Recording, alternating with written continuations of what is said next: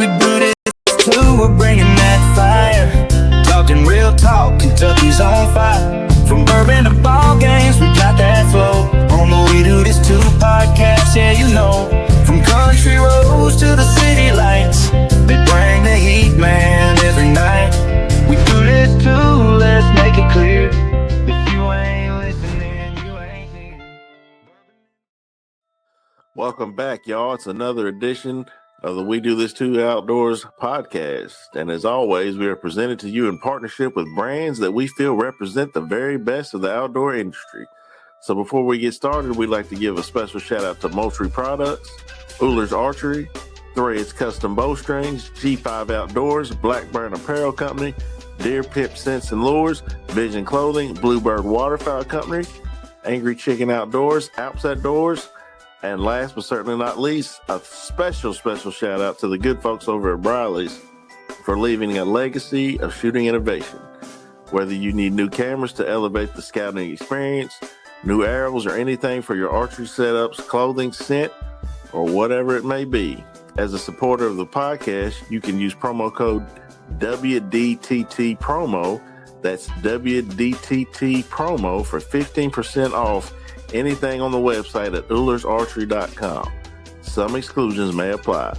With that being said, let's dive into another episode of the We Do This Too Outdoors podcast with your host, Mr. Courtney Williams. What's up, guys? Welcome to another edition of the We Do This Too Outdoors podcast. I'm your host, Courtney Williamson. I got two of my homies on once again, Mr. Trey, the Dreaded Archer of the Dreaded Archer podcast, and Mr. Jay Cam, Equalized Outdoors. I've got them back. We are going to talk about a new venture that us three have ventured into. It's called the New Jack Archers podcast. It airs on Mondays on Instagram Live. And we're trying to get this off the ground. We're trying to do a little promo on Instagram. So check us out at New Jack Archers on what we on TikTok, Instagram. We got a Facebook TikTok, page, Instagram, about to get a Facebook, and I made the YouTube as well. We on everything but Facebook at the moment. I do believe we on everything but Facebook. It's basically Trey. Did Trey come up with a name, or did you come up with a name, Justin? Trey came up with it. All right, Trey, tell the listeners how you came up with this name, a New Jack Archer. I don't know. I just kind of threw it together. No, but really though, it's like we was clowning. Remember, we said something about Nino Brown, and he was like, "Yeah, that's it right there. We did New Jack Archers." That's how I remember it. I mean, we was talking about it, but then later on down the road, I got to thinking like, man, we are kind of like, you know, the New Jack Archers. If you think about New Jack City and how Nino Brown and CMB kind of revolutionized the game, we are trying to revolutionize the game and basically, you know, take it over from the inside out.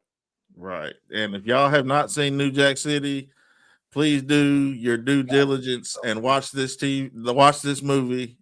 Make sure there are no children present if you have young children, because it is very R-rated. And it's not safe for work either. But yes, it ain't safe for work either unless you got headphones on. But it is a great movie. But basically, we tried to do something for some of these new hunters out there that are going into the bow shops for the first time, trying out bows, trying to get into archery. So we're trying to basically guide them in this process. So basically this podcast tonight is going to be from a new archer's perspective, from the first time they walk into a bow shop, what to expect, what to look for with your releases, your bows, all that. So, but first off, I'm going to let everybody introduce themselves once again. I know they've been on before, but Trey, introduce yourself. Tell them where you're from, how you got introduced to outdoors. Oh, yeah. I am Trey Reed, the host of the Dreaded Archer podcast. And basically, I got introduced to the outdoors just wandering into an archery shop. That's pretty much, you know, how I got introduced to it. Got, you know, bored one day and on top of dealing with a little bit of depression, and walked into a bow shop and never looked back. So that's kind of how I got introduced to the outdoors. That's what's up, man. Jay, what about you, big dog? Yeah, Mr. J. Cam, Equalized Outdoors. I got introduced to the outdoors through family. Basically, man, my uncles and my grandfather, man, like everything they did, like I wanted to be a part of it. So if they was doing it, I was there too, and that's how I got introduced to it. And then I just kind of like fell in love with it from there.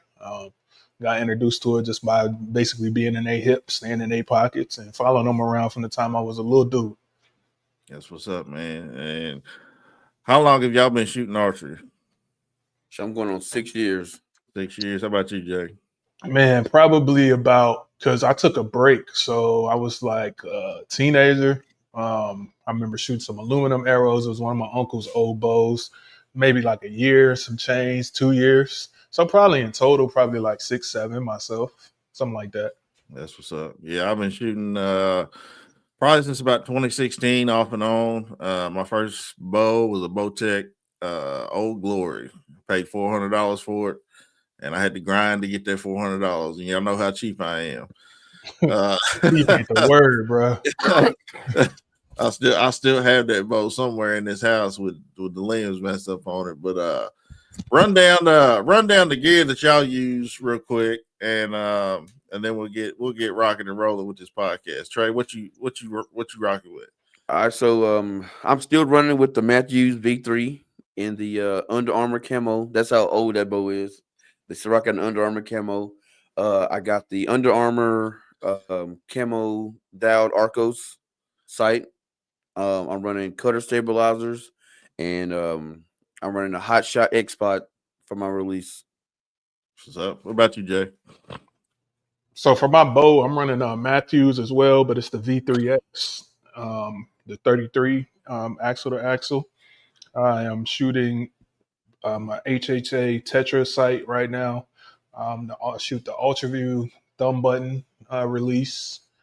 And arrow wise, I'm making a switch. I was running the Day 6 HDs. I'm switching over to some Ullers, the Gungners, here in the near future. So I'm looking forward to shooting those. And I'm still gonna run the Day 6 broadheads, but that is and the Ultra Rest, the Integrate MX2 for my rest.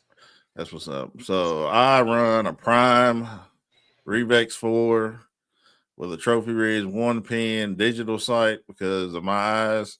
I've got Ullers archeries, arrows, G5 broadheads, Bee Stinger stabilizers, and I've got a Scott Shark release. But I think I'm going to try to switch to that Stan Solex, the clicker index. I've been reading a lot of good reviews about it.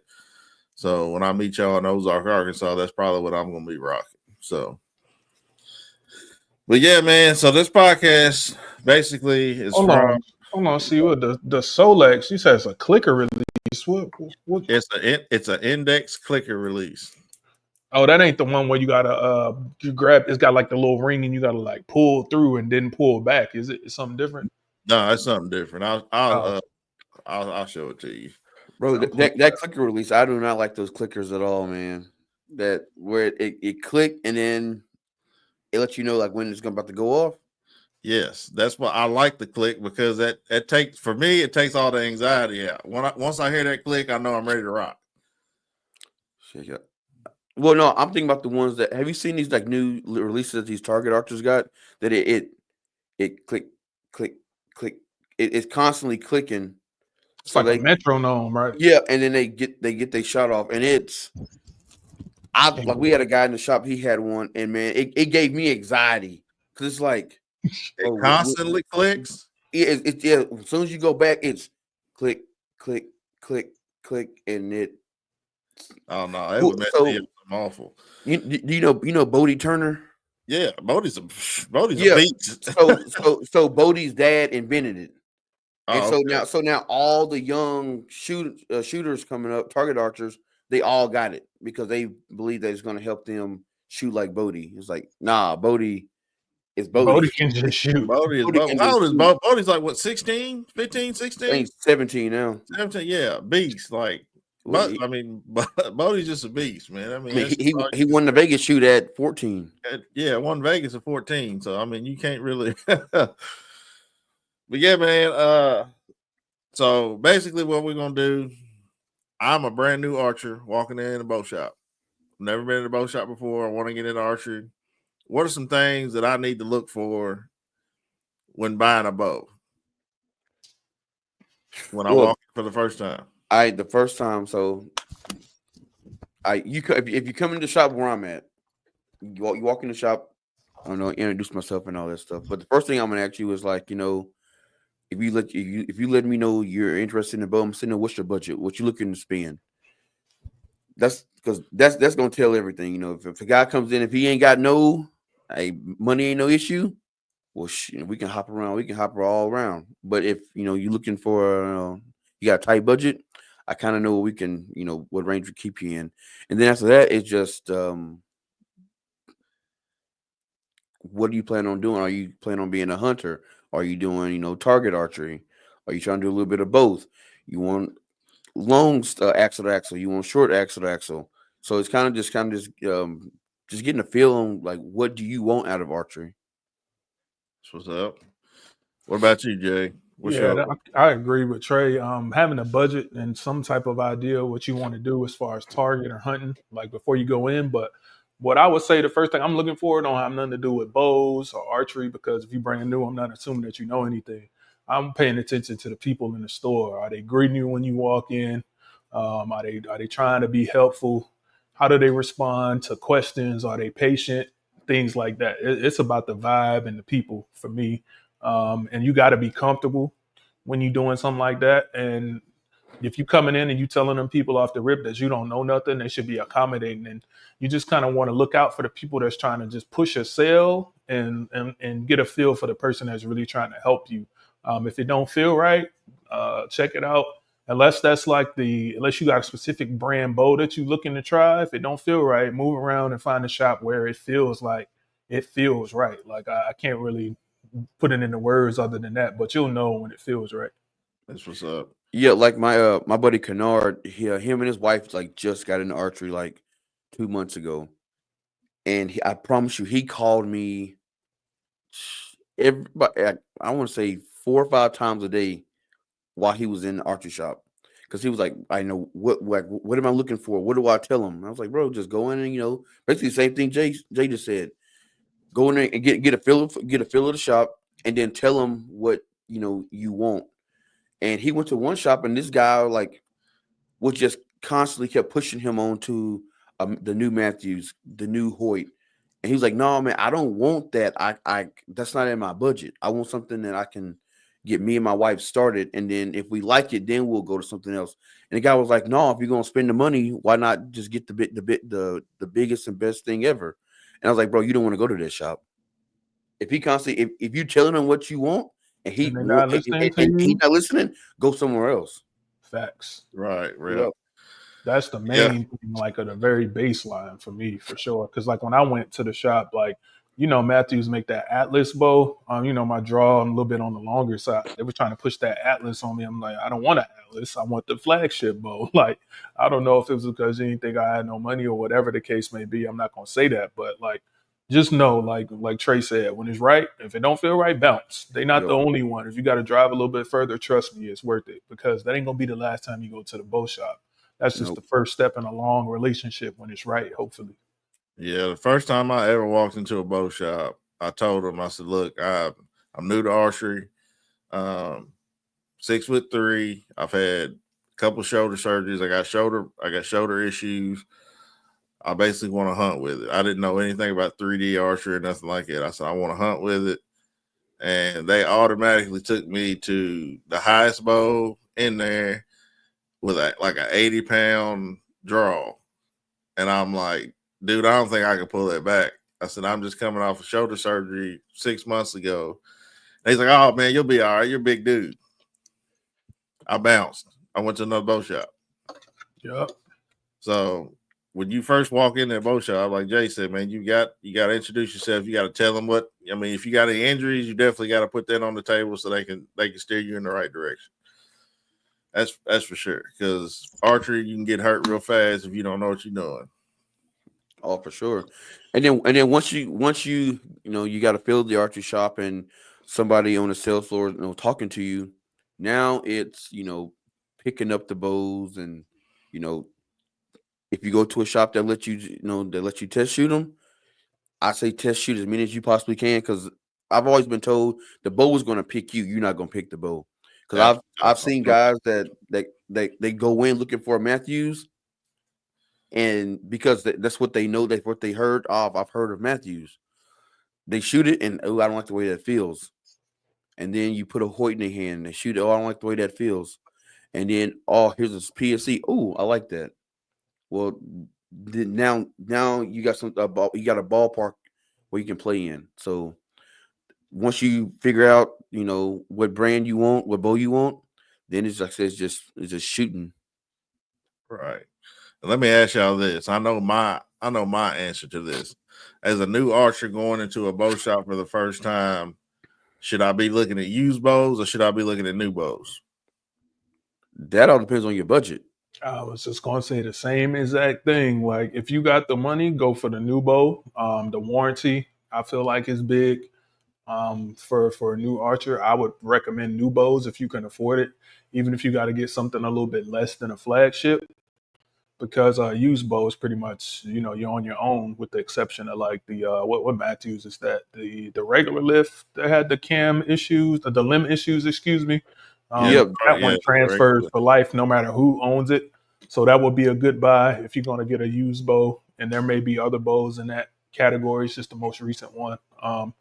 So for me, I'm going new bow just for the warranty aspects of what you get, and I don't think for new archers, let me just go ahead and say this, because I don't think nobody ever really told me, or I don't remember how I learned this, but never pull the string back without an arrow knocked. Never. Don't ever, ever do it. And if you pull it back, you better not release it, because it's going to be a bad day.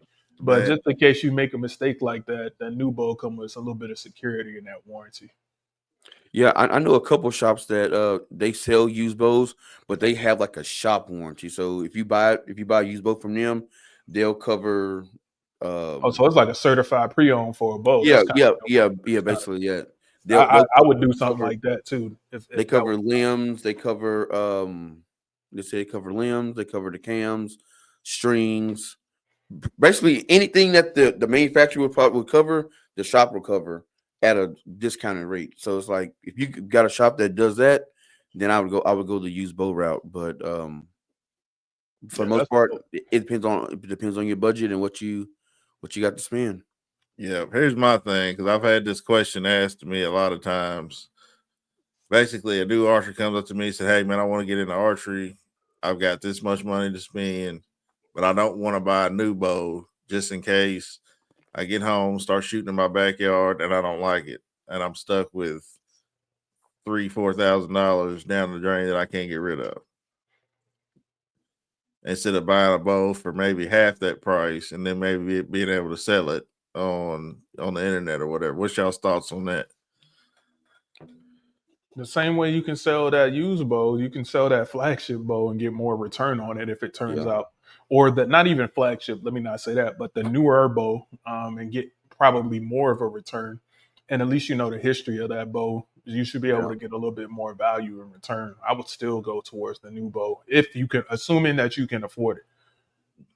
Got you. Okay. So I got my bow, picked out my bow, everything. They get me fitted and everything. Now they're trying to cut me some arrows. How do I know what spot arrow I need and what length I need? How do we go about determining that? Well, that's going to be on the shop. That's where your bow tech or your shop guys is supposed to lead you down that road. So depending on your draw length, how much poundage you pulling, that's going to determine your spine and all that. As far as which arrow manufacturer you go to, again, if you're a person who has no idea, you have no clue about archery, that's where you really rely heavy on your the guy at the shop. For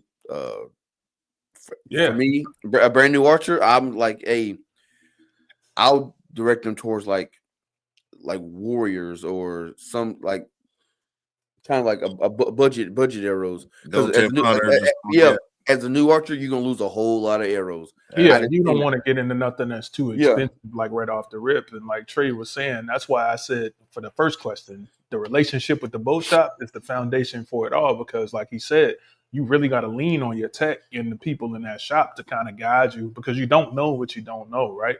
And just as long as you go in there saying that you don't know nothing or like not pretending like you know, you should be all right. You should get in no trouble. But as far as an arrow, as far as the length goes, quick rule of thumb, draw length minus an inch. Like mine is 31 and a half. I shoot 30 and a half.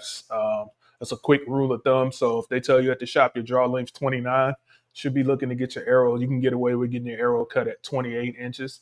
You can shoot it at 29 too. It ain't gonna hurt nothing. But this is a quick rule of thumb. And as far as an arrow to go to initially, I probably point them to something like tried and true, like a gold tip hunter that ain't gonna break the bank and get pretty reliable performance out of. It'll do everything you need to do from 3D to hunting, and it won't break the bank. And pretty much every bow shop in the country is gonna have those on hand. I got a wild story. So probably about a year ago, I'm at the shop. This kid comes in, 17 years old. That's about 16. Just got his first paycheck. Worked out. We got a spot here called Milky Way, a little ice cream joint. He got his first paycheck. So he come in and he got a list.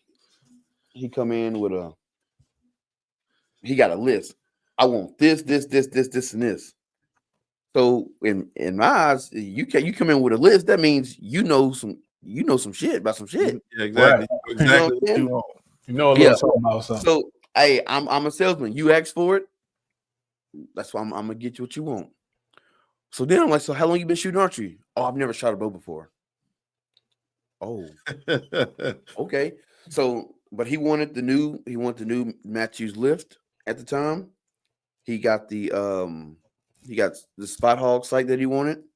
He had the UV button. He wanted full metal jacket arrows, and he wanted all the Matthews accessories of the bridge lock and all that. He wanted all that. So I'm like, all right, boom, got him hooked up.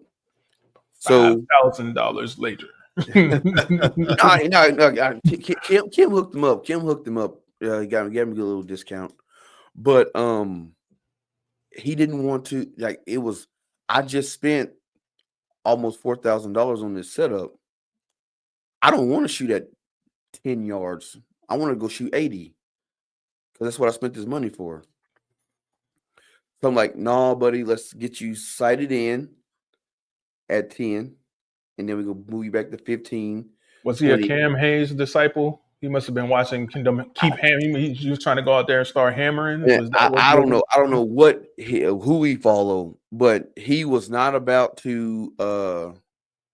He was not about to shoot at 20 yards. He let that be known very clear. I'm not shooting at 20. I'm just going 80.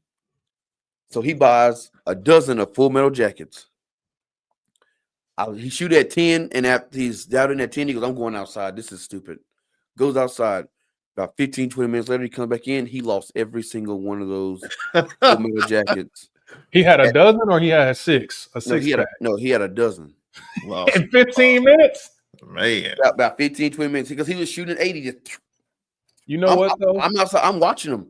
And his form is all, I mean, he's shooting all tight and just gone. Comes back in, buys another dozen. Hey, listen, while you talking about that, right? Like, I bet you C gonna get to this, but if we start talking about sites, remind me to bring this up because there's some sites that like require you to be able to shoot 60 yards just to sight them in. Yeah. So, I mean, like, it sounds funny, like he want to go out there and shoot 80 yards, but like my sight, for example, you got to be able to shoot 20 and 60 to sight it in, period. Yep. Mine is 20 and 80. Mine's 20 and 60. So I mean, like, that's another thing we got to consider. I didn't want to jump ahead, but you made me think of that by saying it. I was like, maybe the kid, it sounds like because by him having that list, I don't know if he was grown, so let me not call him a kid, but it sounds like maybe he did some research and he thought that was a requirement. Like it might not be that far off. Like, or maybe he's got a buddy that had everything that he put on that list. That's what it was. His buddy that worked with him got the exact same setup at Shields the week before. He wanted the exact same thing. And bro, I kid you not, this kid is new to archery. In 4 weeks, he bought the first week he came in, he had the spot hog sight, but he couldn't get that figured out. So then he bought the dialed Arco sight. Couldn't get that figured out. So then he went and bought the UV slider. Couldn't get that figured out. And then he ended up going with I think a Spot Hog Fast Eddie or something. And just in 4 weeks, bro, he probably spent he spent at least $3,000 on the sights. That's a whole lot of money in 3 weeks, 4 weeks, man. That's crazy. But he didn't want to rely on the people at the shop. He was, I see this online. This is what I want. So, and we try to tell him something. It's like, no, I don't want to do that. I want to do it my way. You can't help nobody like that though. Exactly. Like you gotta, that's what I was saying earlier. You gotta come in humble, open-minded, and accepting the fact that you don't know anything, and you gotta lean on these people until you can get a little bit of foundation of knowledge. Like you have to be able to. If you don't have the trust in the relationship with the shop, I can't say it enough. You gotta go somewhere else, or else you're gonna end up just like this guy that Trey is talking about right now. Yep, yeah, and that bow right now is still he traded it in. It's not traded in, but he put it on consignment, so it's on sale in the shop right now. Everything. Man. So he literally got in. He came in, got in, and got out. Grand opening, grand closing. Grand closing. Great day. Yeah, man. See, that's what we don't like. We laughing, but that's why, like, you know, on New Jack when we be talking, like a lot of time we talk from a position of privilege that we have a little bit of experience. Not saying we experts, we never proclaimed ourselves to be such, but like a lot of the times, like just like in that clip that was going around the other day that was on Instagram right now, like we was talking about, should you buy a bow without test firing it, right? Like we could probably get away with that, but when I speak, I'm speaking from the point of what we're talking about right now for the guy that's new that don't know no better. And a lot of times that gets taken out of context, or we just forget like what we really had to know and go through because we are a little bit removed from it. It's easy to forget that sometimes. Well, let's go ahead and jump into it since Jay had already basically talked about it. See, I come from a shotgun rifle background. So when I first started archery, I wanted all my pins vertical. I didn't like the horizontal pins. I didn't like the way they looked. I didn't like the way they looked in my eyes. Fight pictures too cluttered. Yep. I wanted something vertical that resembled a shotgun or a rifle scope that I was looking through. Vertical versus horizontal. Give me some pros, give me some cons. See, me when it comes to having your horizontal pins, I got the reason I went away from it is because I got target panic real bad because everything was just like all here, and I just don't like. This is not a good picture in my eyes. Some people like it, but I don't. So I would just freeze up. So I went to a single pin, which cleared all that up for me. If you're a new archer, it's all going to be on, you know, that's trial and error. You know, you get a sight. I would say 90% of new archers are probably going to have some kind of trophy ridge or true glow 5-pin setup. So you go that route. If you realize I don't like having multiple pins, then you go down to the single pin. If you realize, okay, I don't like a single pin, but I do like having that one pin, one vertical pin, well, then you want to go to a multi-pin vertical, like you're talking about.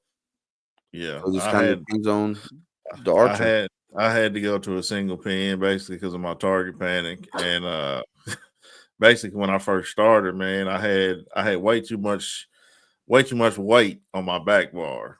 We'll get into that here in a minute, and I was having trouble keeping my hand on the bow. Like my bow, every time I shoot, I drop my bow. So I had an OG in Bowling Green told me to put a ankle weight on my wrist every time I shot. So I went and got a 2-pound ankle weight, and every time I shot, when I was out there practicing, and it just built up my muscle memory. So once I took that off, like my wrist and my forearm and everything was strong enough to hold that bow. I had to take some of the weight off my back bar.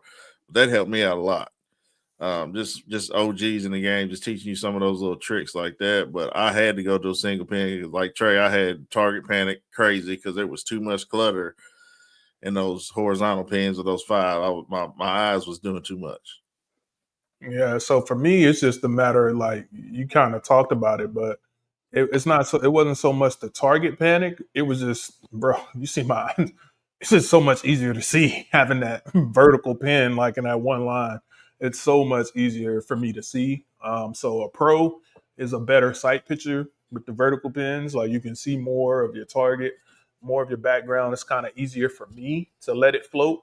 But some advantages of like a 3 pin or a 5 pin is that some of that guesswork is alleviated. You got your yardages, you know what they are. So like we talking about vertical pins, like you can move them. So you got to get good at gap shooting because you might not always be able to dial. So I kind of wouldn't recommend that for a beginner.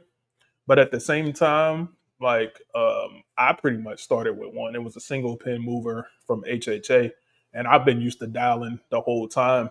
But even with that single pin, like I just was able to look at like it was like a little indentation or something like in the vertical part.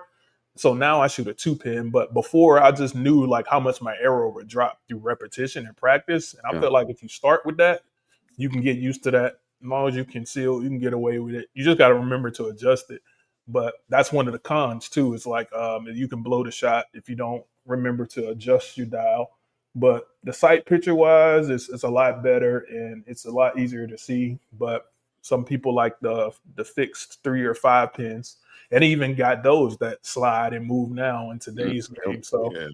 it's just a matter of what you like. One thing I will say is get you a site that you can put like a different housing on, or you can try different. What I mean is you can attach it to your bow, and you can get a different scope and see what works for you and what you like. And once you find it and what you're comfortable with, then go ahead and stick with that. You know, Yes, sir. I've been seeing a lot of new cats come in with this Easy V, and I got one, and I'm telling you now, I can't. I My can't use it. I've I tried it and I yeah, can't do it. I've shot pins too many times, like too long, because Yeah, like, man, you told me about that, and I can't even comprehend. I can't wrap my mind around but doing that. I'm Like gonna I tell you, can't. but my homeboy Will, his son James is just turned 9. James has all he knows is Easy V, so he can pick it up and just no It's problem. kind of like what I was just saying. If that's what you start with, then that's Yeah, what you know. Like you can get comfortable with it. But for me to try and go, I know it's myself. Justin, nope, I can't do it, bro. I'm sorry. yep. Like I'm not saying it doesn't work for the people that it works for, because it wouldn't It worked. exist if it I would didn't say work. it. You know, it definitely worked because like I have one on I have a this bear bow and I have it on that one. And when I'm just playing around with it, I'm like, if I'm shooting 5 arrows, 3 gonna be pretty good, but then it's gonna be 2 shots that are just every which way because I just can't. My mind's still trying to figure out how it worked. You muted. You on mute. All right, look, my mouse was tripping down there, bro. My bad. Nah, I said I can't do it. Like, Yeah, nope, I don't even want to. Maybe one day or something like that, but but the concept is dope though because yeah, you for don't need sure. you don't need a rangefinder, and you just fill the V up with you put the vitals in the V Put the vitals in the V. and Yep. let it rock. So it take all the guesswork out. But if you're someone who's been shooting 5 pin, 3 pin, single pin, there's some kind of mental block that's like this shouldn't work because I'm not. There's nothing on this animal. Yeah, my brain would. I'd blow it. I know telling where that arrow is going, bro. If I did that, it'll be all over the place. I couldn't make the switch right now, but Yeah. So what size peeper y'all using? Because I know when I'm during deer season, I want the biggest peep I can get for as much light as I can get to come in there. But if I'm shooting 3D, I go a little smaller. Do y'all um, shoot the same peep year round, or do y'all switch it out? I shoot the Not, same one year round, I shoot the same one year round. and my peak pretty much matches my scope housing. So like I can get the maximum field of view, like you said, because a lot of shots are first light, last light, and then the low light conditions you want to be able to see. So I get the biggest peep that I can get that's gonna line up with my scope housing. Yep, I shoot a 3/16. That's what And I. that's because it came with the bow. I've never even changed it out. I shoot a 3/16 during deer season, but as soon as tack stuff comes around, I change it out. I'm shooting a Hamsky, and I'm shooting the lens with a clarifier usually because of those longer shots. That's something that you can get into later once the beginners actually start shooting a little more, because those clarifiers and those lenses can make target panic go from 50 to 100 real quick, because there's a lot of movement in it. There's a lot of movement in there. Have y'all ever shot a clarifier or anything like that? No, sir. Oh, No lenses? Nope. But while we on the topic, though, I do recommend for new archers or anybody to have a nose button or something that's going to amplify that anchor. Because if you got beards or facial hair like most of us, I had the little kisser button guess what I and got? I couldn't feel it. Like I was having some trouble getting a consistent anchor. I got that nose button.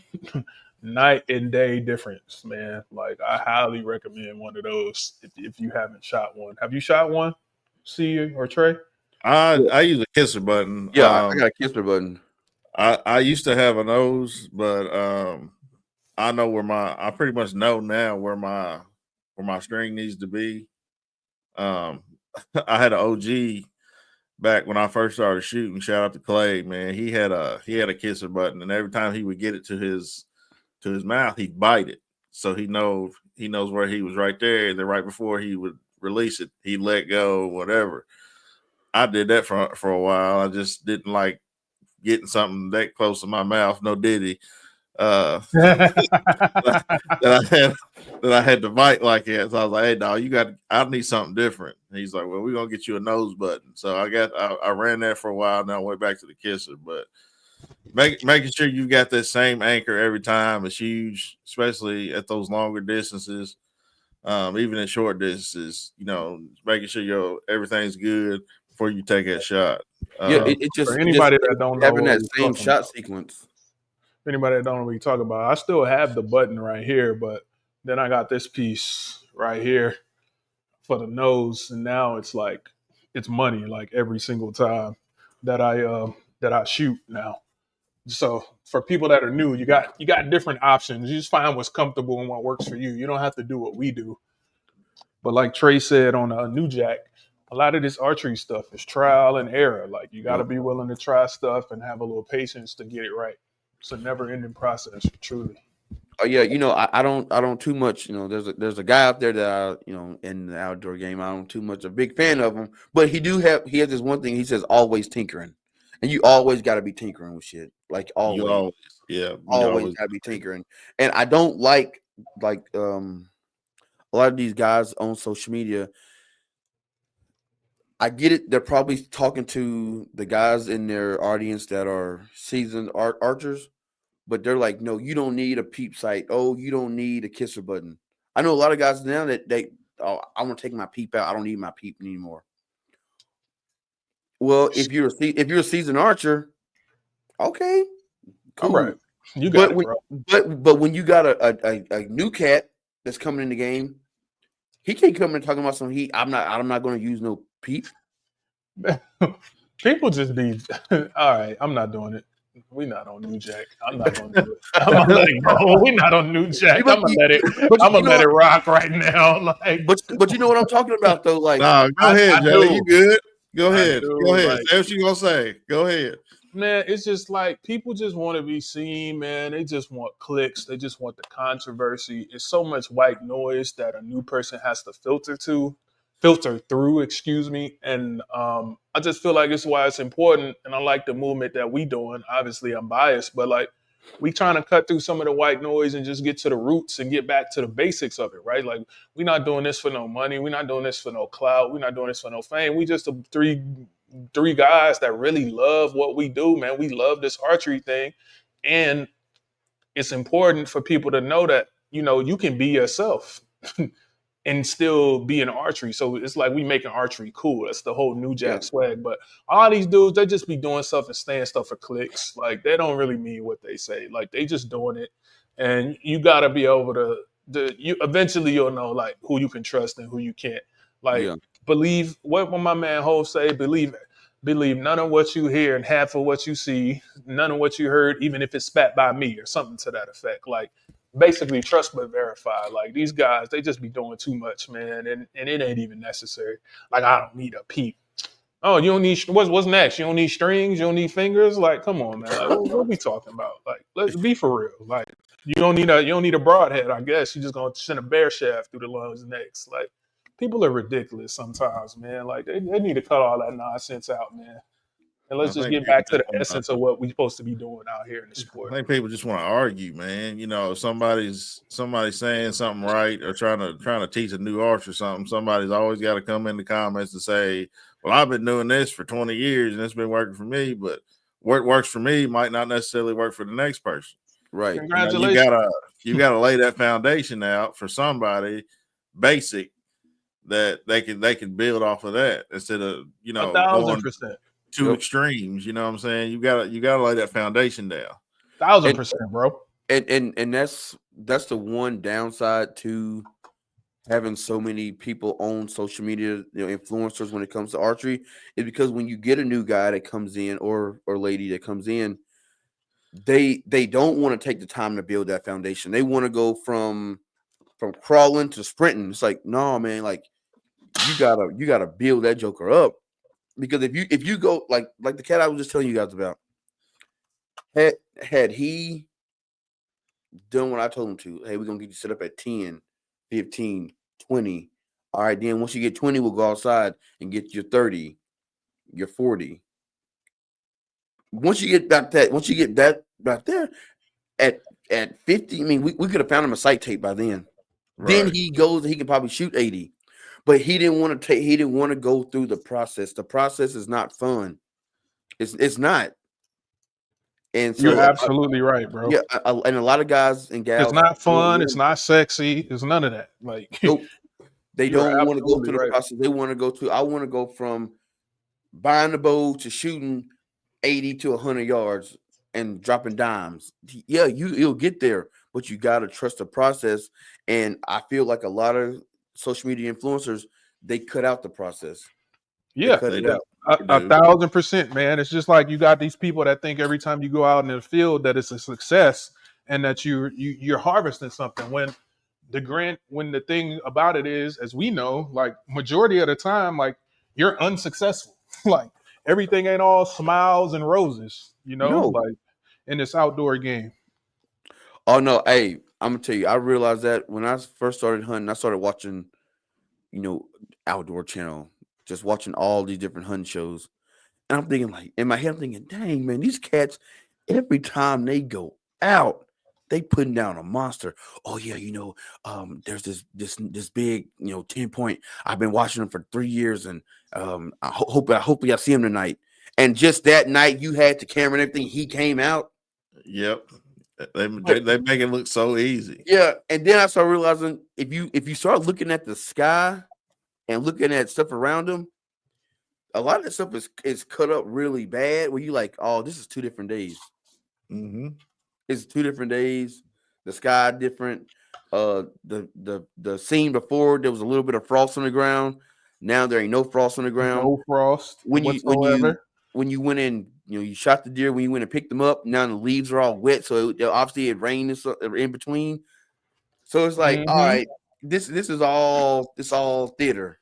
Yeah, they putting it all in pieces together. They might have been out there for 10, 12 days, trying to get that 15 minutes or 10 minutes of footage that you see. But when you're somebody new coming in, man, like people tell me this all the time. They're like, man, how come they make it look so easy?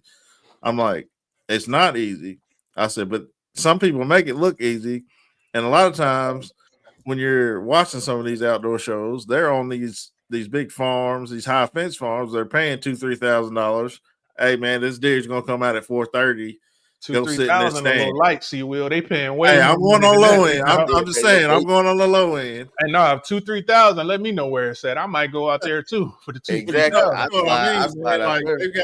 they've got these deer patterned on these high fences, man. They come out at the same time to eat. And if you there at 4:00, deer come out at 4:30, you got that shot, man. They ain't hunting some of these free range. Now, some of them do, don't get me wrong, but I feel like a lot of these, all high so-called fence ain't created influencers. equal either. I want to be fair. All high fence ain't created equal. No, Yeah, If you you're got right. if you got a high fence that's 50,000 acres, my boy, you still got to be able to find them in that. You still Yeah, got you to do. hunt. They not Uh-huh. all created equal. So I don't want to sell nobody a dream. You can go out there and strike out on a high fence too now. Hey, I didn't have a guy. Oh yeah, man, I got a high fence operation. Blah blah blah. I come out and hunt. Hey, I went out there. 70 acres. High fence. Oh. 70. I can walk. Oh, come on, son. You can shoot from end to end on that. I can walk back and forth, bro. All you got to do is find the highest place and That's it. and get you a good high power rifle, and you in the game. And it's only like a little bit of timber. So it's like either they're gonna be in here or they're gonna be over here. That's one it. or two spots. You stay on the porch and shoot one there. That's it. You ain't lying. So all high fence ain't created equal at all. No, it ain't. But yeah, you definitely got to watch who you listen to in the outdoor industry, man. Because some people's just throwing you some BS just because they getting paid by these people. Some people's just throwing you BS because they don't know no better. Some people just throwing you their opinion, man. You just got to go out there. It's all trial and error. You're gonna have some successes. You go out, you're gonna fail. Yeah, a lot of this is all through our experience and like opinion, but like some things are absolutely rooted in facts and theories that are easily verifiable. If it sounds too good to be true, applies here too. Like if you're new, like just keep that in mind. Yep. Yeah, big facts. What big hunts y'all got coming up? I know me and Justin are looking forward to turkey season, unlike our other New Jack Archer in the right hand corner. I'm not gonna mention any names. Hey, look here, man. I told you I'm down to go on a turkey hunt. I'm down for it. I mean, I'm not I cannot. I'm not geeked up about it, but if I go and get something, I'll be Wrong answer. You can mute him. I just have not had like I'm in my turkey phase where it's everything I'm doing is experimental because I've been striked ever since the very. What happened to you is it's worked and it was too easy. But let me tell you, not every gobbler is a 2-year-old, and we kind of getting off track. But ain't every gobbler ain't a dumb 2-year-old that's a kamikaze that just come into the barrel of the shotgun. No, that ain't always like that. It wasn't. No, I like my first time was not. I wouldn't even call it hunting. Well, it was my ex-girlfriend, her brother called and said, "Hey, I just saw a group of turkeys go down by the creek." Oh, okay. So I got dressed up. I grabbed my shotgun, and I knew where he said they walked in. So I just walked further down, and as I walked over the hill, there they were. Yeah, finding them is 3/4 of the battle in turkey. Wow, and that was it. I'm like, oh, that shit easy. But like, see, Will said, it's not been the same since. No, I like getting whipped though. Like that's what makes it. That's what made me look forward to turkey season, man. Like I'm chomping at the bit to get to your question. See, like I drew Florida this year. Not the good units down south, but that starts on March 15th. I think I got a week and some change. I got March 15th to the 23rd, so probably gonna head out to Florida, man, for the turkey season opener, and then work my way back west from there. Booked a spot down here in Texas. I found a guy that charges basically a trespass fee. He got like 18 different ranches and stuff like that you can go hunt Rios on. So pretty reasonable fee too. I mean, not even like multiple hundreds of dollars. Like it's a very reasonable fee. So I got that coming down the pipe. And then actually, man, we need to talk to you about this one because Trey and I, we going to Tech. But that Monday after, I'm about to book us for a hog hunt. So you need to let us know if you can when you coming. Because we're going to go out there and hit this ranch that's not too far from where we doing TAC in San Antonio and try and go get on some pigs. That's what I got coming down the pipe. That's what's up. Hey, speaking of, since you guys are big turkey guys, have y'all ventured into the turkey slam? No. Which slam? Talking about where you go kill all the turkeys on the U.S. Super Slam, where you got to go to all 49 states. Then there's a World Slam, and then there's the U.S. There's just a Grand Slam. So they got all the different types. Yeah, they got the Grand Slam, which is all four U.S. subspecies. So Easterns, the Osceolas, Rio, and Merriam's. Yeah, I need an Osceola and a Merriam's to finish that. But The world I slam seems kind of hard. World Slam yeah, it's it's it the is. Goulds in Mexico. Yeah, you got to go There's to a Mexico. Canadian turkey, I believe, and that's it. It ain't really that many. If I recall Mm. correctly, it's like 7 or 8. Yeah, I'd love to go get Osceola though. Them were some beautiful birds. Hey Yeah. man, speaking of big hunts, it's not this year, but do you know Doc Weddle, Sea Will? I don't think so. You should. Like as good as into turkey as you are. Like I got a hunt book with him for 2026 in Florida to finally like get my true blood Osceola, hopefully down there in South Florida, man. He's Wild Turkey Doc, DOC. Uh, I want to say maybe University of Georgia, but I might be getting him confused with Mike Chamberlain. But like when you look him up or I send him to you, you know, like he's a pretty big deal, dude. Like I couldn't believe he like actually messaged me back, man. It's like if it was like elk or something, like that'd be like going to hunt with like Renella or Remy or like one of Yeah, them it'd dudes. be You know what I dope. mean? Like you know what I'm Yeah, saying? Like he is that guy when it comes to like I really like his work. I like what he do. I've been following him for such a long time, man. And I lucked up and he posted that he had some openings. He got a new property, and I was able to get booked with him for 2026. So even if I don't go to Florida this year, I'm going in 2026 for sure. that's dope. How you feel about those fans? Because I know in South Dakota it's like a big thing that the guys that turkey hunt around here don't like the young guys that use the fans. How y'all The feel about that? reaping.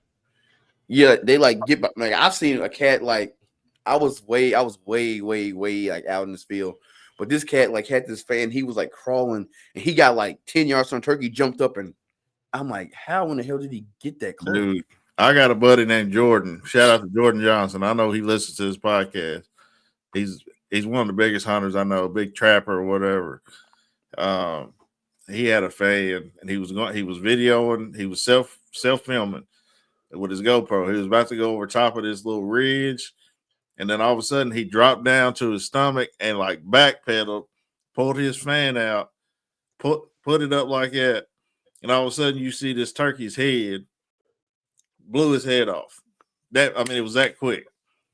And he's a big proponent of the fan, man. I can't do it personally. I've tried it. I've scared too many turkeys off with it. Well, yeah, you kind of a big human being. I'm a big dude. Yeah. But like for the people who can do it, more power to you, man. But I can't do it. I've seen people put it on their bows. I think there's a thing that you can actually buy at the NWC. Yeah, heads up. Yeah, heads up. You can put it on your bow. Like I've never had any success doing it myself, but if you use a fan, more power to you because you're a beast.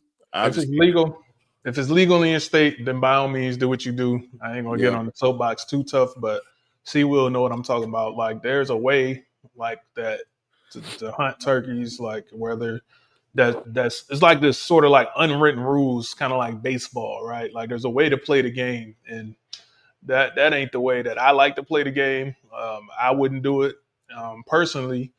I would just say like even if it's legal, be careful on public land. You know what I mean? Oh my Because like gosh. more people get absolutely. shot turkey hunting, I think, than any other type of hunting. So just please be careful. Private land, have a blast, knock yourself out, and whatever you do, just do it safely and responsibly. And I'll just leave it at that. But it's not for me though. Yeah. I don't even use decoys or none of that. Like I just try and outsmart them and outwit them. Like I just love getting whipped by them. Like learning the lessons, and it makes the success like it just makes it that much sweeter, man. Like I don't know how else to describe it for real. The way I was taught to hunt turkeys, because I was new to it. I had never done it. I think it was about 2016, 2017. OG invited me out, and he had a lot of acres. He had probably 1,500 to 2,000 acres. He'd hit that owl call or hit that crow call, one gobble, we go after it. Where I hunt here in Kentucky, I can't do that because I'm surrounded. My farm is like right in the middle of 3 other farms, and I don't have permission to go anywhere else but my farm. So I've got to use decoys to call them to me. But if I had my way, I'm stalking them. That's me. That's how I was taught. And by stalking them, he mean running gun, really. Running gun. Gun. See, I'm scared to use any kind of decoy on public land because, like, around here, bro, cats is just like maybe early in the season. People, the nerves are fine, but when he started getting late in the season, and bro, any kind of movement or cats just start letting go, and it's like, yeah, I'm good on decoys, man. I was like, this one cat, this was this year, he got a full body deer decoy, and he just was walking through the woods with it. And I'm like, hey, bro, you might not be wanting to be walking through here with that. Like, bro, you gotta be careful on public land, man, because cats be just shooting. Really, be turkeys or deer. Cats just be letting it go. Yeah, I know if y'all listen to my last podcast with Josh Carney, I mean his dad actually shot him. Oh yeah, Turkey hunting. That's why he's in a wheelchair now. Just don't really know what happened. I mean, he kind of explained it and everything, but he was like 13. He was like 13, wasn't he? Yeah, he was like 13, and he was sitting on one side, his dad was sitting on the other, and turkey come through and pulled up. Josh just happened to be sitting on the other side, and now he's paralyzed. So accidents do happen. I wouldn't advise you to be walking on public land with no type of decoys out in front of you, no deer decoy, nothing like that, because you will get shot. I mean, that's just how it is. There's It's a lot an of people. unfortunate reality of the situation. And yeah, you just got to be careful, man. Safety first, like always. Yeah. Did we get through the all the aspects of the bow for the new bow hunter? Did we get through all of that? Did we hit We like got to stabilizers, basically. releases, and all that? No, we didn't get to stabilizers. Or releases. Let's go to releases. Cause there's 15 different releases out there. You've got a hinge release, you got an index release, you got a thumb release, you got a back tension. What all do y'all run? And what do y'all recommend for a new hunter? I would say go index just because it's a lot easier getting started into it than an index or a hinge release. Man, I just gotta go back with the tried and true. Late, like the shop I went to, they had a bunch of them. They laid them out on a table, and you just pick. They had the True Fire Patriot Index. Okay, you can't go wrong with that. That's the tried and true. But then he had the hinge, the back tension, the thumb releases. He had one that had like all four fingers, and I like that joker because it just felt more stable. Yeah. But it all depends on that's the dang Mac. But it just what you call it. It is you lay them all out in front of a new guy. And the good thing about someone that's new to archery, they got a clean slate. So they that's if there's any time for you to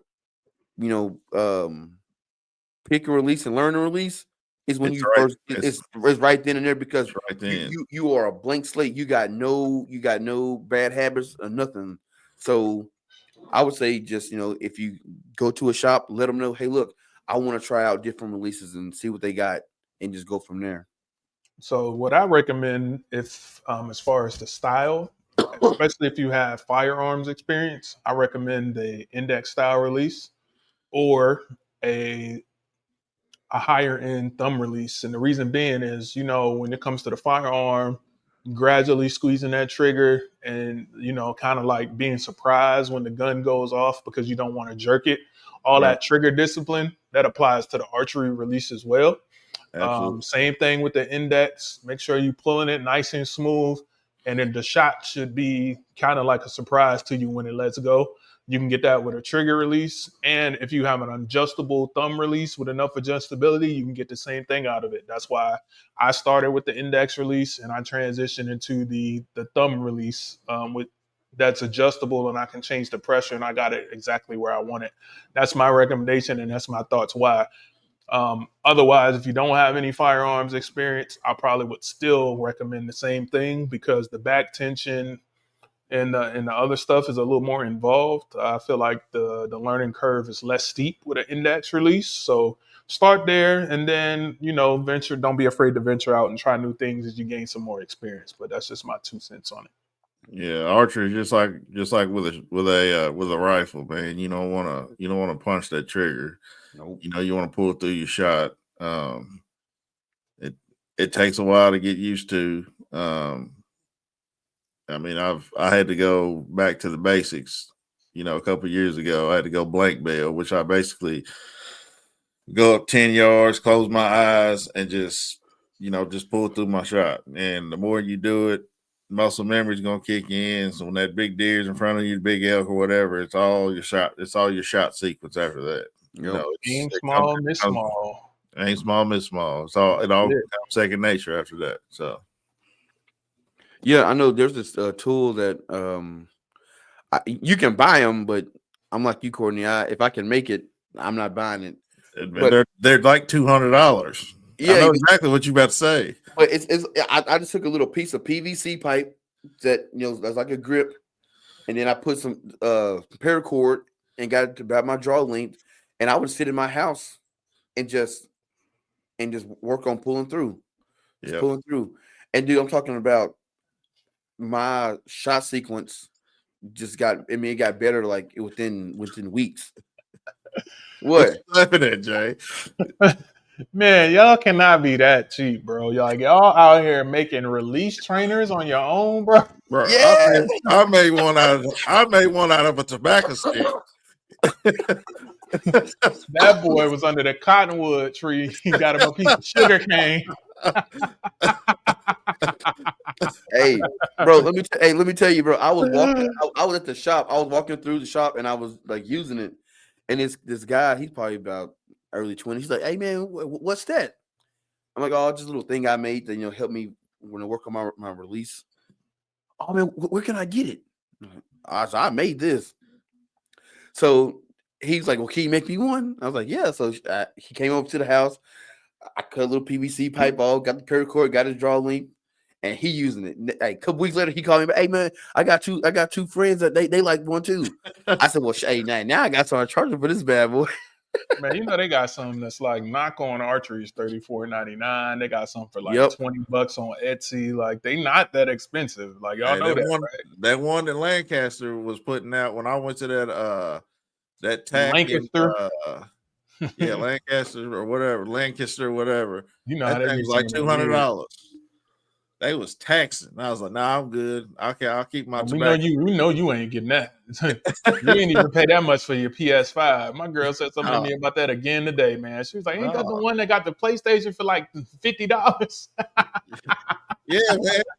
I'm trying to get y'all to get the $700 cabin when we go to Ozark, man. Instead of paying that, was it $13,000 or $1,300 or whatever? This man said $13,000. Get it out of here. Get him out of here, bro. Like you trying to start something on here. I know 13,000. You hear him, Trey? He's trying to get us lined up. 13,000. How much money do people think we got? Hey, you would be surprised. People think when they see all this, they're like, "Oh boy, y'all boys up there doing it." No, I got for the love. We doing this for the strength. For the love, for the love of the game. I got for the love of the game. We doing this for the strength. When we got off of live on Instagram the other night, I had my dude text me. He's like, "Hey, bro, how much did y'all pay for them Cubans y'all got on y'all's neck? Because y'all shining." I'm shining, baby. They said, "Y'all got two of them." He said, "You got two of them on." I was like, "Hey, man, you know." Enough. That's part of New Jack Archers. You got to have your Cuban. This is initiation, baby. It's a part of the package. You got to have it. That's it. Hey, no, I tell them cats, I'm like, "Mitch, baby, I love the game. I love the game. I love the game. I love the hustle. I love the hustle." Shout out to Glorilla. Cuban on Cuban. Cuban on Cuban. Yeah, wait, y'all do know what movie I'm talking about, don't you? Yeah, Paid in full. Come on, big dog. Don't cry us like that. What are you talking about, man? What's wrong with him? Who do you think he's talking to tonight? Hey, my brother said there are 5 movies that you like. There's 5 movies out there that you, if you black, you like. It's automatic. It's like the starter kit. Harlem Nights, Paid in Full, New Jack City, Don't Be a Menace, and what's the last one? Color Purple. Nope. It ain't Color Purple. Hold on. Boys in the Hood. Boys, Boys in the yeah, Hood. that's I was it about to too. I almost had it. I knew I was on it. I couldn't think of it. It's I five was about to say movies. Yeah, Menace I to knew it. I Society, can name but them joints. Like if I was you about to ain't say seen Menace one to of them, Society, but you got to throw Menace to Society in No, there. I well, said it. that's the thing. I said it. There's five, but there's also other ones you can kind of work that you can work in there. Yeah, In like there you can further. entertain some of them, but like Yeah, yeah, you gotta see Boys in the like Hood. you can I would you even can throw Juice in there for real, for Juice is in real. there. you New can take Jersey Drive. you can take Paid in Full out and put in Dead Presidents. Dead And if President. and if I and if I Dead want to President. if I want Ain't to really get tricky with you, just to show the West Coast some love, man, you got to throw the Wash in there with Snoop and them back in the day. If you seen the Wash, you really down. You know The what vibe Wash it is. or Oh, Jackson 5, The American Dream, that speaking of 6-hour this, movie. since we're on black movies, Trey, I'm gonna have to take your black card for at least a year. Why? What he ain't seen? Don't tell me about my man's. Don't let me learn this in real I time. think you told me this. Belly. I did tell you that. Yeah, I've never seen Belly. Yeah, Yeah, I need to take your black card for at least a year until you see that movie. I'm sorry. Or take one of your Cubans for at least a year Hey, we until gotta you watch we that gotta movie. Though. take two of his Cubans. hold on. How you gonna blame me for not seeing it How when have you not seen Belly, bro? That's crazy. That's son. a classic with DMX and Nas, one you dog. got Classic is a strong word. Don't make me say what I It's a said to Trey classic. on this no, program. yeah. What he said is it's a culture film, but cinematically is garbage. Yeah, it's cinematically, it's awful. I told you. It's Like, like you gotta see it. It's a cult classic, but like if you looking for like cinematography and storyline, outside of Keisha, man, like Keisha, the best thing that happened to Belly, dog. Bro, one, you got to think about it. When Billy came out, bro, I was only 8 years old. yeah, you young. I Hold forgot on, about that. hold on. How old are you? 33? He lying. It came out at I 98. just did your Yeah, man, 98. photo archery challenge registration, bro. Ain't no way, I was 8 or 9 years old. bruh. You was it- 10. It came out at 98. It came out in 98. Yeah, that's it. You should have been 10. 9. Okay, I seen it. I was 10. I seen it. Bro, I think we seen some movies back then we wasn't supposed to be watching. Like, And listen to a lot of music we weren't supposed to listen to too. Like when I Right. grew up and heard that Darling Nikki and what was really going on, I said, I ain't had no. My mom got the nerve to talk to me about some rap music. Shout out to you, mom. I know you watch everything, but you want to talk to me about listening to rap and DMX, but you had me listening to all that nasty Prince music as a child. Like, Yeah, come on, man. Yeah, man, because they try to say back, whenever, the stuff we used to listen to was all this nasty or whatever. If you listen to some of them old blues and R&B and soul songs, man, Nasty, son. bro, Disgusting. Bro, I cannot. have y'all listened to Marvin Cease? Have you ever heard of him? Yes, sir. Disgusting. Fire, but disgusting. Yeah, that's what they used to be listening to. They got the nerve to talk to us about when Genuine came out with Pony and all that. Like, man, go on somewhere. Man, talking to me about Pony and you was at the Freaknik is crazy. Like, but this is not that type of show. We ain't on New Jack, so I'm gonna leave it at that. No. Well, hey, there's a song, and I cannot remember, but it's like it's a woman. It's a blues song. It's a lady singing it, but basically she's telling like, yeah, like I'm your man's like when what you want to do, I do. Milk you till the cows come home. Yeah, I think that's what the song's called. I'm a blues fanatic. I know all that. That's his bag. He know that. That's his bag. You ain't gonna argue with no blues with C. Will. That's his bag right there. That's what the song's called. Milk you till the cows come home. That's what the song's called. Yeah, wow, yeah. boy. Wow. I'm like the nerve of y'all. Like, man, these kids of the day and. Hey, though, Karen, we know what you was doing too, okay? Like, I'm grown now. That documentary had some people shook. Oh boy, yeah, when that documentary hit the streets, boy, they was out here. Did it ever come out? They were out here copping please, my boy. It's on Hulu right now. Yeah, they were copping please to that documentary. I didn't think it came out. Yeah, it's on Hulu. Oh, yeah, it did. It seen the light of day. It's out. Yeah, it didn't get like the recognition that it should have got, but I mean, that's because they tried to step on it with all that cease and desist nonsense they was doing. But it's out there. Hey, boy, I had cousins that was on their ride on their way to to Yo, Atlanta during that time Uncle period. Luke was a thing, and y'all got the nerve to talk to me about today's rap. Like Uncle Luke exists. Like, cut it out. Uncle Come on, Luke was that's that my dude back man's though. Shout out to Uncle Luke, but still, Luke Skywalker. All right, we off topic. We we is stabilizers. way out of here.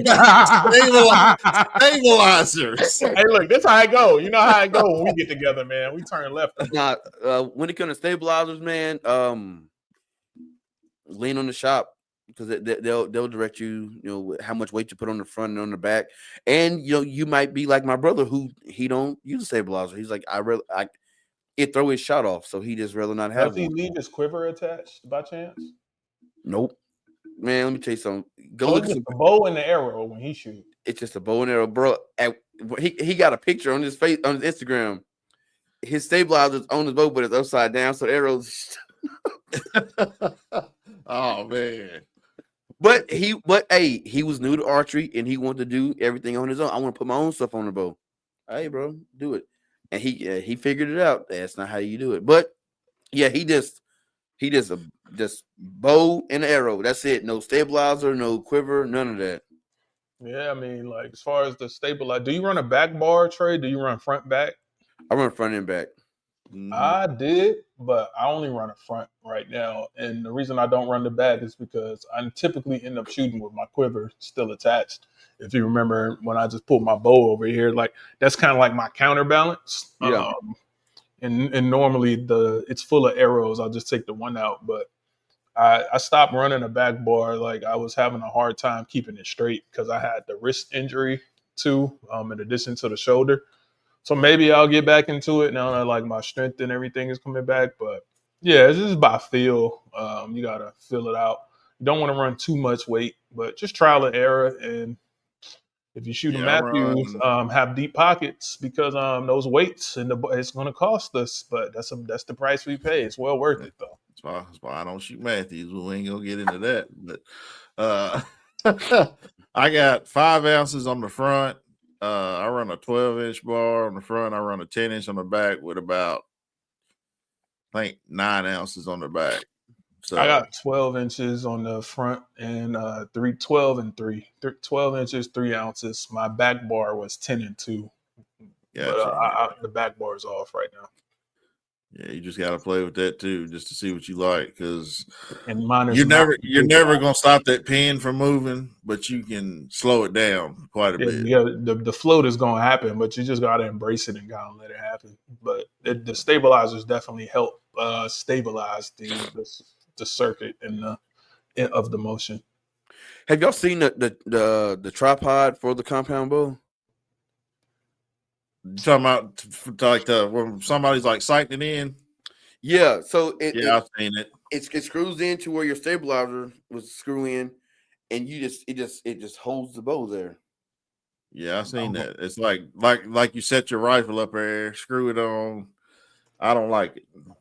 I don't like it at all. No, because you can get sighted in that way, but then when you go to shoot, now you don't have it there. You don't have it there. So I mean, I guess you're dialed in, but then when it comes time for you to actually shoot the bow the regular way, it's a whole lot different. So I mean, devil's advocate, like devil's advocate though, like what's the difference between that and using a lead sled to zero your rifle and then having to shoot offhand or something in the field or use a bipod or whatever? You know what I mean? Like, is it really like that big of a deal? You think if you're only using it to sight in, like? Oh no! If you're only using the sight in, then no, you good. But I haven't used it. I'm just genuinely curious. No, I think that the way they're marketing is like if you're like spotting stocking, you can just set the joker up and. Oh no, that's nasty. I don't like that. Yeah, I don't like it at all. I don't like that. I don't like the idea of that. But you know what? Let me not say that because then we're gonna have people in the comments and all in my Instagram talking about tricycles and crutches and all this other stuff they be talking about. So let me not criticize nobody on here. Well, when I'm in a blind now, I've usually got my son with me, so I keep one of those death pods that Bog makes in there, so he can just walk up to the rifle and it's there for him. You know what I'm saying? I think it's. I ain't mad at that at all. Like, Nah, I ain't mad at that at all.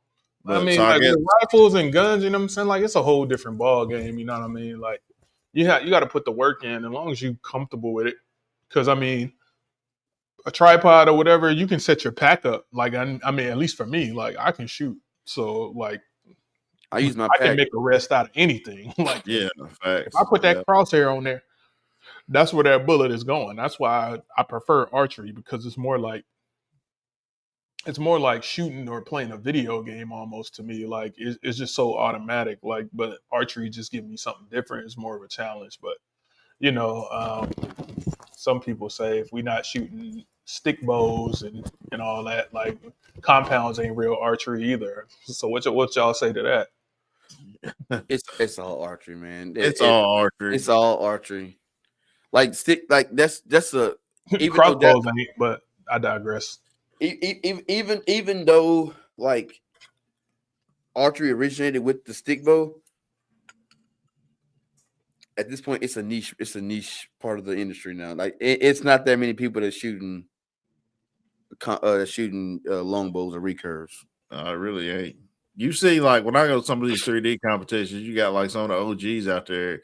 They'll bring theirs out just to shoot, but then once lunch happens, they're going back out to their truck and picking up their compound. You know what I'm saying? So Now, it's Yeah, now they we'll don't say, let off for none of that. But you know, the one thing I really do love about that part of archery, man, is the craftsmanship.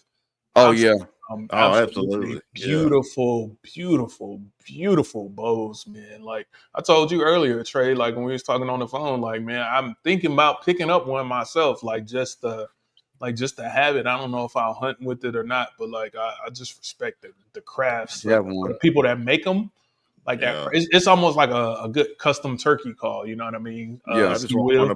to put on the wall. Yeah, a good Yeah, custom like turkey call, man. It's just like the way they build it from that maple wood or whatever they the use cedar or maple, whatever. whatever they use, like Whatever, man. it's just so beautiful. Like in the art, like I'm big on, I'm big in music and art in general, man. And that's just another part of it. It's so beautiful the way they make some of those bows, man. I, I, I think you should have that experience and just like shoot a straight up bare bow like every once in a while, like just for the love of the game, if you would. yep. Yep. There's a guy here in South Dakota. He makes like I want to say 5, maybe 10 a year, and people are knocking his door down to get him because once he makes that particular that bow, he don't make it anymore. It's Yeah, he's not paying. Yeah. it's it. So it'll literally be That's it, huh? like 1 of 10, 2 of 10, and it's all named. And he signs it, and then that's it. And he always donates one to the South Dakota bow hunters, and we auction it off, and then that only brings in a couple $1,000s, Say so. and then people get them and they frame them and they put on the wall. They don't even shoot them. Yeah, that's what I want. I just want one to put on the wall, man. I'll shoot with it, but um, I'll shoot with it. But yeah, I think it's definitely something that we should all explore and should have eventually. I love to meet a cat and like have him teach me how to make one. Like, and I'm making it as he's teaching me. Like, I do this next, and then I make my own bow, and then That would be fire. that'd be That Yeah, would dope. definitely be fire. yeah. I'm sure there's somebody out there that can show you. Sure, I mean, I think we did it. I think we did it, fellas. Like that's a good. Like I'm just thinking back, like about the show as we did it, man. Like that's a pretty good guide. Like I think the new artists can get a lot out of this one, man. I know we Oh had yeah, some tangents and stuff like that. You know how we do, but but that pretty I much. mean the most important thing to the new archer, if you listen to this show, is, and Jay's big on this, and I agree with him. Build a strong foundation. Do Yep. not skip steps. Trust the process. It's not sexy, man. It's not gonna be glamorous. It's not Instagram. Matter of fact, I would encourage you to almost stay off of Instagram, like until you got your Mm, foundation. If you know it's something that you want to do, like find some sources that you trust, like do your research or whatever, and just get out there and experience it. Like that's like at least where I come from with my content. Like it's never perfect. Like I'm not. That ain't my goal. Like I'm trying to show people like the process, so like the grueling days at the range and all that stuff, man. Like the stress of like trying to recover a deer when you didn't make like the most ideal shot. Like I'm trying to make it as authentic as possible to show people like what it's really like, and you don't always get that, and we all agree, and that's why we vibe the way we do. We all agree on that, but it's just you know what I'm saying. Like everything ain't glamorous, and like I said, if it looks too good to be true, it is. Trust but verify when it comes to being a new archer, man. And then, just check us out on Mondays and check out my guy C Will podcast. We do this too outdoors, and check out the Dreaded Archer podcast too. And do your research, find some voices that you can trust, especially when the people look like you. That representation matters. I don't care what's going on at current events. Don't let nobody tell you otherwise. Yep, absolutely. And my line is always open. So if anybody got a question, you can go over to Instagram, DA_Dreaded Archer 17. And hit me in the inbox, and I will respond. Same, Mr. J Cam. You see it on the screen. You can find me anywhere, YouTube. I don't care where it is. Hit me, and if I don't know the answer, like I know somebody that does, and we can probably point you in the right direction. Yeah, y'all just hit me up. I'm on TikTok, Facebook, Instagram.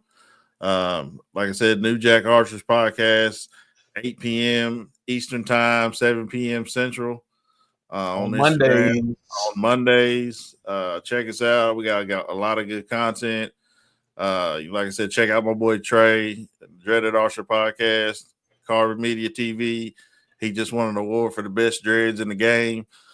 That boy lineup is crispy tonight. You see him? That boy ain't even got no hat on today. That boy got a new twist. Hey, look at him. You know he acting bad when he ain't got no hat on. That boy ain't got no hat on tonight. Yeah, you got a back hat on. He ain't got no hat on tonight. You already know what time it is. My brother talking about some look like money, man. It's a whole lot of money for sure. A whole lot of money. I wish we had it, man. But hopefully, somebody might see it. Somebody might sponsor one day. it. Maybe one day. But we ain't doing this for clout. We ain't doing this for money, man. We just trying to help some people out. They're trying to get introduced to the outdoors, trying to get introduced to archery. We're just trying to do our due diligence. Different way, man. Like, and you can have personality and be cool and still do your thing. I feel like people think like when you're doing this outdoor stuff, you got to be like in a certain box. And I think we doing a good job of breaking that down. Like, y'all see what's behind me, man? I got Jordans for days over there behind me. Got Jordans right next to the bottom land. We got Jordans. We got bottom land. Man, we just like you, baby. You know what I'm saying? But we just make this thing do what it do, man. Like, that's it. I'm gonna make it do. It's the New Jack Swing, man. Like we the Telly Rally of archery out here. You feel me? That's right. If you know music, you know what that means. That's right. So y'all check us out on Mondays. Make sure you like, subscribe to this podcast. Make sure you go like Trey, subscribe to his podcast, Equalize Outdoors. He's just getting started.